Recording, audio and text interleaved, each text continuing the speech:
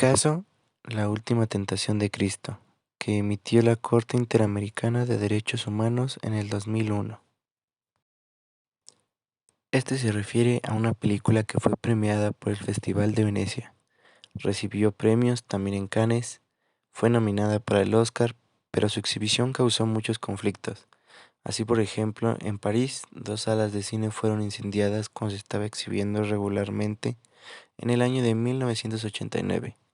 En México y en muchos países latinoamericanos se prohíbe y no hay reacción, a nadie le importa, pero en Chile sí, donde empieza a haber cierto descontento.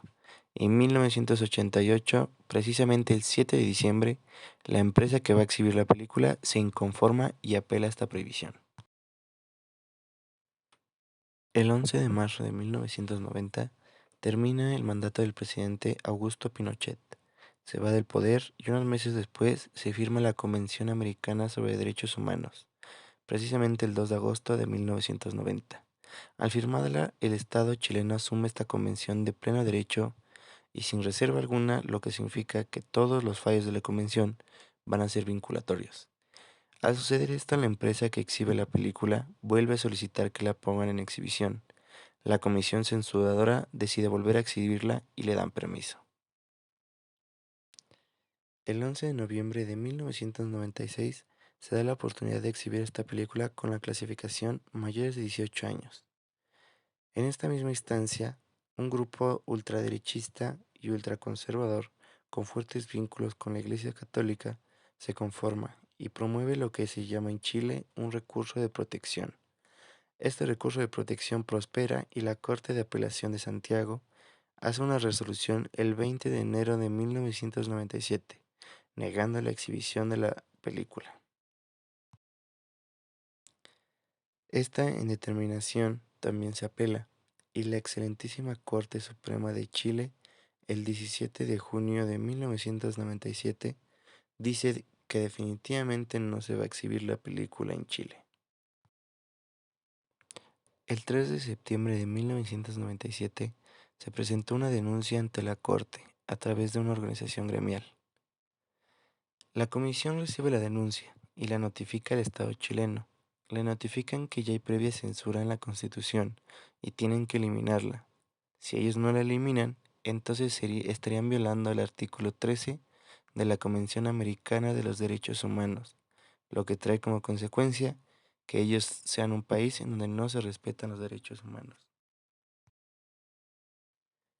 El presidente Frame responde diciendo que él tampoco estuvo de acuerdo con esa sentencia, de tal manera que el 16 de abril de 1996 envió una iniciativa de reforma constitucional para que se reforme el artículo 19 de la Constitución. La comisión decide que no es suficiente esto en realidad y se lleva el asunto ante la Corte. El Estado chileno fue notificado el día 27 de enero de 1999 de la demanda que tenía en su contra, y no acudió, simplemente ignoró la notificación de la Corte y no contestó nada, no exhibió pruebas, de tal manera que el día 5 de febrero del 2001 se dictó la sentencia correspondiente. Esta sentencia resolvió en lo sustancial que el Estado violó el derecho a la libertad de pensamiento y de expresión, violando así el artículo 13 de la Convención Americana sobre Derechos Humanos. También que el Estado no violó la libertad de conciencia y religión, a la que hace referencia el artículo 12 de la propia Convención, y que el Estado sí incumplió en cuanto a lo establecido en los artículos 1.1 y 2 de la Convención. La Corte estableció que la libertad de expresión tiene una dirección individual y una dimensión social.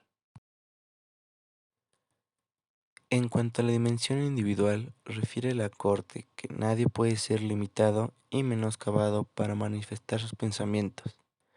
Cada individuo puede manifestar sus pensamientos y para esto puede agotar todos los medios que considere oportunos y necesarios, a fin de hacer y usar ese derecho. Puede usar tantos medios como quieran para expresarse, por lo que se refiere al ámbito de la dimensión de la libertad en su parte social. La Corte dice que este derecho de expresarse no se limita solamente a querer decir o al señalar todo lo que uno quiere, sino que además engloba el derecho de informarse. Uno puede informarse o tiene el derecho de informarse. Entonces, en uso de este derecho puede hacer acceso a toda la información y a todas las películas, incluso como en este caso, para formarse su criterio. También la Corte señaló que la libertad de expresión es, y acuña una frase muy interesante.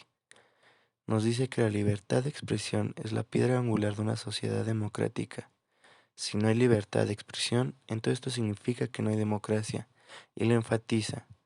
La Corte en esta sentencia también señala que hay una sola restricción y censura para la libertad de expresión, y esta es solamente para el caso de los espectáculos públicos, porque esos espectáculos deben clasificarse para ver el tipo de personas que lo van a ver.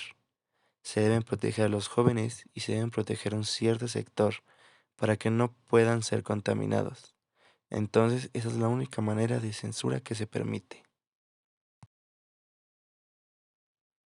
Es hasta el año 2003, el 28 de noviembre del 2003, cuando la Corte da por concluida la sentencia, ya que existe la reformación de la Constitución, existe el pago de las costas a las cuales se le condenó, y se exhibió la película La Última Tentación de Cristo, a pesar de que habían pasado 15 años de su lanzamiento.